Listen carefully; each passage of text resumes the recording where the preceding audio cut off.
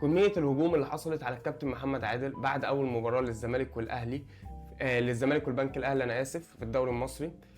فاللي أنا عايز أعرفه يعني هل يعقل إن مثلا نادي زي الزمالك واخد الدوري 14 مرة، النادي الأهلي واخد الدوري 34 مرة، هل يعقل إن هيبقى فيه تحيز تحكيمي في صالح الزمالك على حساب الاهلي في الوقت اللي الاهلي هو اكتر فريق في مصر واخد بطولات محليه، سواء دوري سواء كاس سواء سوبر مصري؟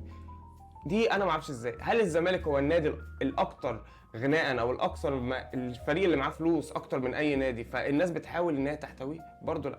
هل الزمالك هو الاكثر شعبيه في مصر فالناس بتحاول تحتويه عشان تهدي الامور من ناحيه معينه؟ برضه لا، لان الاهلي هو الاكثر شعبيه في مصر. فكل الحرب اللي حصلت دي، وهل اصلا حكم ممكن ان هو يبقى عايز يكسب فريق بيحسب عليه في الماتش ضربتين جزاء؟ طب ما دام هو عايز يكسب الفريق ده يحسب عليه من في الماتش ضربتين جزاء ويكسبه في اخر دقيقه ولا في اخر ثانيه